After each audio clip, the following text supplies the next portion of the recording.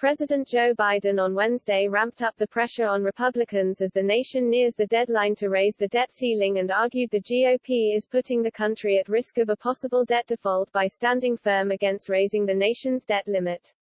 The United States pays its bills. It's who we are, it's who we've been, it's who we're going to continue to be, God willing, Biden said. Biden noted if there was a default, it would be the first time in the nation's history. He stressed there would be catastrophic consequences, and echoed comments he made on Monday by calling the Republican position hypocritical, dangerous, and a bit disgraceful. My Republican friends need to stop playing Russian roulette with the U.S. economy. If they don't want to do the job, just get out of the way. Well, take the heat. Well, do it. We will do it. Let us do it. Let the Democrats vote to raise the debt limit without obstruction or any further delays, Biden said.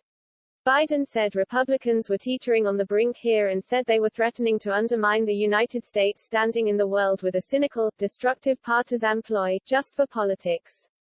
It's a meteor headed to crash into our economy. We should all want to stop it immediately. This shouldn't be partisan, Biden said.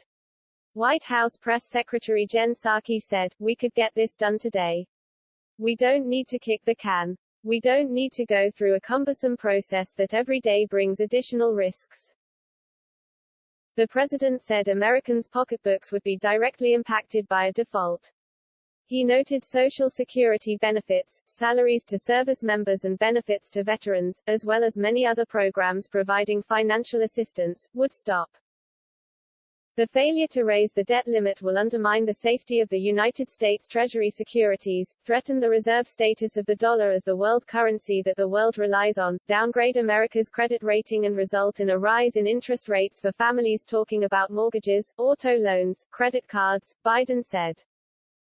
The president met with top banking, financial and other industry leaders at the White House Wednesday as he ratchets up the public pressure campaign to raise the nation's debt limit in a bipartisan way as Republicans continue to block efforts to do so. Democrats are able to raise the debt ceiling on their own without Republican votes but would need to use the lengthy reconciliation process to do so.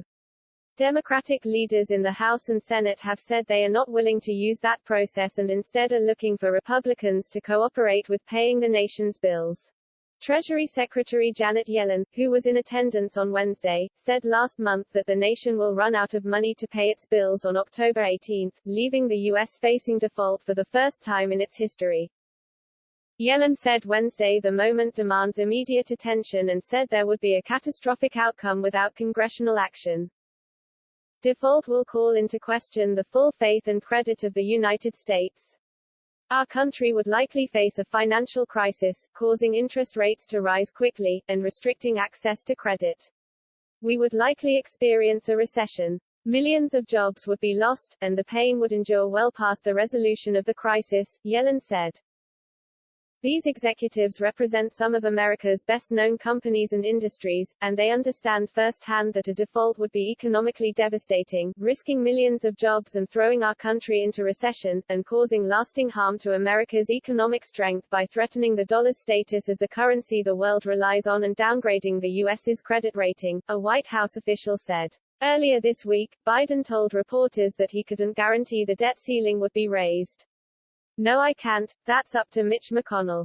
I can't believe that would be the end result, because the consequences are so dire.